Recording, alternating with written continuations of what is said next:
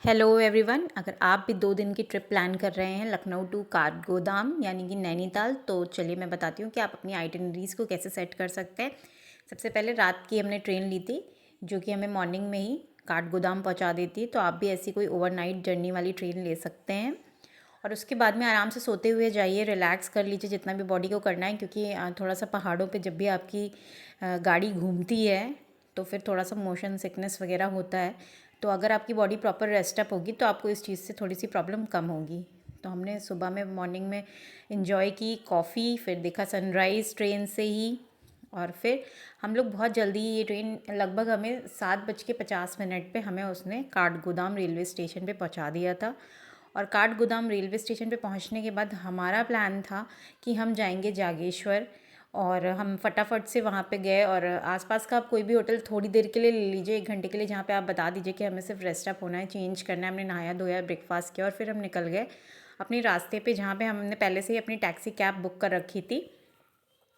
फिर हमें बताया ड्राइवर ने रास्ते में कि जो बाबा नीम करोली महाराज जी हैं, उनके द्वारा बनाया गया जो दूसरा मंदिर है, पहला मंदिर है हनुमानगढ़ी का, और जो दूसरा मंदिर है जहाँ पे बाबा जी अपने शयन वगैरह करा करते थे, तो वो मंदिर वो हमें ले गए जो कि भूमिया धार पे था। और वहाँ पे दर्शन करने के बाद फिर हम गए बाबा जी के द्वारा बनाया गया तीसरा जो धाम है, कैंची धाम, वहाँ पे। फिर वहाँ से हमने दर्शन किए, और दर्शन करने के बाद फिर हम वहाँ से हम निकले थे कि हम जाएंगे जागेश्वर, बट इतना ज़्यादा मोशन सिकनेस का प्रॉब्लम हो गया मेरे हस्बैंड और बच्चे को कि फिर हमने ड्रॉप कर दिया प्लान जागेश्वर जाने का। और फिर हम यहाँ कैंची धाम के बाद से हम रास्ते में रुके, थोड़ा देर हमने माल्टा का जूस वगैरह पिया। और अगर आपको भी कभी कुछ ऐसी प्रॉब्लम होती है पहाड़ों पे जाने पे, ट्रैवल करने पे, तो आप लोग भी रुक रुक के सफ़र करें, कंटिन्यूसली एक साथ लंबा सफ़र मत करें। फिर हम लोग गए गोलू देवता के मंदिर, जिसमें मैं पहले भी जा चुकी हूँ। ये हमारा तीसरा ट्रिप था नैनीताल का, और बहुत ही ज़्यादा मुझे इस मंदिर में अलग सा ही अनुभव होता है जब भी हम जितना ऊपर चढ़ते हैं। कभी भी मैं जाती हूँ या कभी भी हम गए या किसी से भी मैंने पूछा है, सुना है, तो अजीब सी ही एक अच्छी सी वाइब है वहाँ पे, मतलब पता नहीं कुछ दैवी सा है या कुछ ऐसा। और बहुत ही ठंडी सी हवा चलती रहती है। आप नीचे आओगे वापस आपको टेम्परेचर चीज़ें नॉर्मल वेदर लगेगा, और ऊपर में बहुत अच्छी सी ठंडी ठंडी हवा चलती रहती है। लास्ट टाइम हम गए थे तो काफ़ी कम भीड़ थी, इस बार तो बहुत ज़्यादा क्राउड था। और आप आस्था देख सकते हैं, इतनी ज़्यादा है लोगों में, इतनी घंटियाँ, इतनी मन्नतें, इतनी पर्चियाँ लगी हुई हैं, इतनी चुन्नियाँ बंधी हुई हैं, तो ये बहुत बड़ी आस्था का ही प्रतीक है। और अगर जो लोग भी नहीं गए हैं तो एक बार ज़रूर जाइए, दर्शन करिए, और आपको भी बड़ा ही अच्छा अनुभव वहाँ पे जाने के बाद में होगा। और लोग कहते हैं कि घंटी बांधते हैं और फिर मान्यता पूरी होती है, तो आपको ये घंटी खोलने भी जाना पड़ता है। फिर वहाँ से हम गोलू देवता के मंदिर से फिर हम निकले, और उसके बाद हमने थोड़ा सा बीच में रुकते रुकाते मुक्तेश्वर धाम का रास्ता तय किया, जहाँ पे महादेव का निवास है। पिछली बार जब हम गए थे तो हमने अंदर तक जाके बाबा जी का पूरा खुद से ही अभिषेक किया था, पर इस बार हमें दूर से ही दर्शन करने पड़े। वो मुझे ऐसा लग रहा है कि जहाँ भी तीर्थ धाम हम जा रहे हैं बार बार रिपीट मोड पे, तो भगवान से थोड़ी सी दूरी बनती चली जा रही है। कि आपने भी ऐसा महसूस किया है? तो ये हम डे 1 में हमने इतनी सारी चीज़ें करी, और फिर वापसी में लौट के हमने नैनीताल आना ही डिसाइड किया, क्योंकि मैं उस दिन का थोड़ा सा रूटीन देख के मुझे लग गया था कि अब हम टैक्सी हमें जो है ड्रॉप करनी पड़ेगी। और ये देखिए हमारा कितना अच्छा, यहाँ पे पूरा मैं इंस्ट्रक्शन पढ़ रही थी, बोर्ड पे लिखा था कि रेलिंग पे ना खड़े हों, और आप ये चुन्नियाँ ना बांधें, पेड़ पे ना बांधें, रेलिंग पे ना बांधें। बट सारी चीज़ों के, सारे नियम कानूनों को तोड़ते हुए लोग रेलिंग पे फ़ोटो भी खिंचा रहे थे और आराम से चुन्नियाँ भी बांध रहे थे।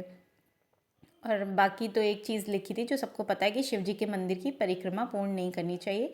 फिर हमने वहाँ पे बाहर मुक्तेश्वर मंदिर के बाहर में ही मैगी खाई, चाय वाय पी, और फिर उसके बाद में हम लोग आगे नैनीताल, हमने अपने होटल में चेक इन किया, होटल में खाना ऑर्डर किया, थोड़ा सा रिलैक्स किया, रेस्ट किया, कुछ रील शील बनाई, मस्ती वस्ती की। फिर हम लोग सो गए, और फिर अर्ली मॉर्निंग हम लोग उठे। हमने अपना होटल हमारा था जो सनराइज़, जहाँ से बहुत अच्छी, जिसकी बालकनी से बहुत अच्छा व्यू था, तो हम लोगों ने सनराइज़ देखा और अपना व्यू देखा। और थोड़ा सा मैंने लाइव भी किया था अपने व्यूअर्स के साथ में, तो अगर आप चाहें तो वो लाइव भी देख सकते हैं चैनल पे। और फिर उसके बाद में हम लोग बढ़िया रेडी वेडी हुए, और उस दिन के लिए हमने ले ली एक स्कूटी, और आराम से हम अपना निकल गए। सबसे पहले मुझे इस बार करना था हिमालय दर्शन, स्नो व्यू पॉइंट और 360 डिग्री। तो वहाँ पे काफ़ी ठंडा था जहाँ पे आपको जाना था।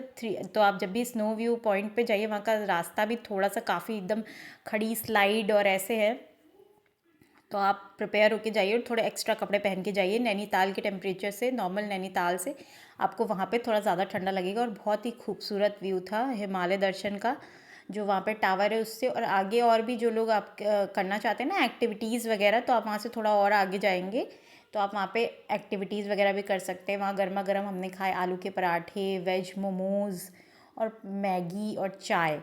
तो बहुत मज़ा आया हमें वहाँ पे। फिर हमने सोचा कि हम वापस चलते हैं, और वहाँ पे थोड़ा देर हमने रुक के फिर हम वापस आए, और वापस आके हमने लोकल साइट सीइंग किया। तो अब बच्चे का 2 दिन से मुझे लग रहा था कि कुछ कम फ़न हो पा रहा है, वो सिर्फ ट्रैवल कर रहा है। तो फिर मैं उसके साथ उसको ले गई, उसके अकॉर्डिंग मैंने देखा क्या क्या है वहाँ पे। तो केव गार्डन हम गए। केव गार्डन में जाके उस कुछ ऐसे आपको लगभग 6-7 केव्स हैं, वो अंदर अंदर जाके आप एक जो आपस में भी कुछ कनेक्टेड हैं। और आर्टिफिशियल साउंड क्रिएट कर रखा है एनिमल्स का, थोड़ा सा बच्चे उससे डर भी जाते हैं जो छोटे हैं। और इस तरीके के केव्स आपको अंदर अंदर जाके देखने को मिलेंगे।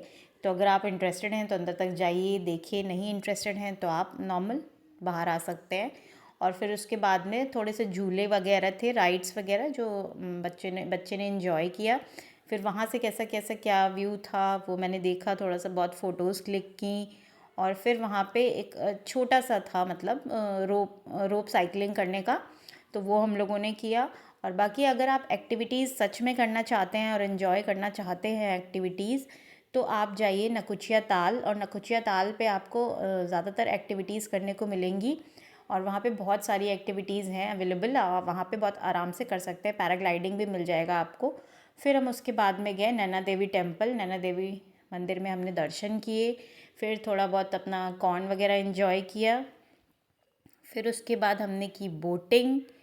बोटिंग करने के बाद आसपास में ही आपको नैना देवी मंदिर के ही एक भूटिया मार्केट है, जहाँ पे बेसिकली तिब्बतीन्स जो हैं वो अपना मार्केट लगाते हैं। तो वहाँ पे हमने थोड़ी बहुत शॉपिंग करी। और बार्गेन करना मत भूलिएगा, क्योंकि आपको बाकी जगहों से थोड़ा सा महंगा ये देते हैं यहाँ पे। तो आप अगर, और ऐसा नहीं है आप इनिशियली वो बोलेंगे कि नहीं बार्गेन करेंगे, बट आप बार्गेन करिएगा, हो जाएगा।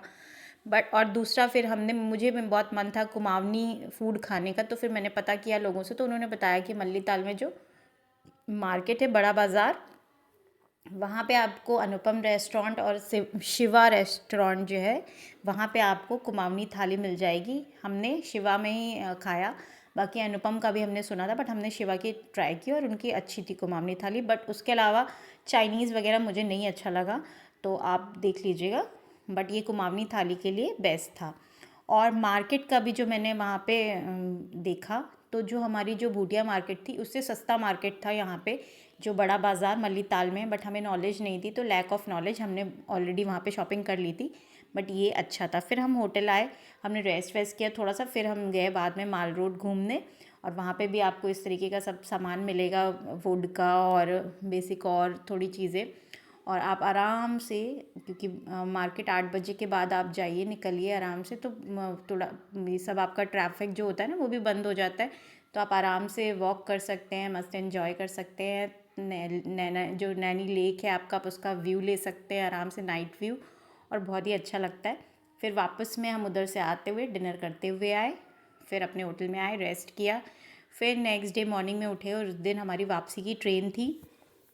तो वापस आते आते हम लोग नहा धो के रेडी हो गए थे, हमें काठगोदाम से अपनी ट्रेन पकड़नी थी। तो हम उसके पहले ही हमारे ड्राइवर ने बोला कि हमारा हनुमानगढ़ी छूट गया था, तो हम लोग पहले गए मॉर्निंग में, हमने हनुमानगढ़ी का दर्शन किया। और बहुत ही सुंदर मंदिर बना हुआ है। अंदर अब सब जगह फ़ोटोग्राफ्स वगैरह अलाउड नहीं है, तो अंदर का आपको कहीं का भी फ़ोटो नहीं मिलेगा। बट आप अंदर जाएंगे, बहुत अच्छा सा कॉरिडोर बना रखा है। एक अंजना माता के साथ में हनुमान जी की मूर्ति बनी है, वो भी बहुत ही प्यारी है। राम दरबार है अंदर, बाकी बहुत सुंदर है। तो अगर आप एक बार ज़रूर जाइए, देखिए, दर्शन करिए। फिर हम गए रेलवे स्टेशन काठगोदाम, वहाँ से हमने अपनी पकड़ी ट्रेन, और हम आगे लखनऊ वापस। Bye bye, take care.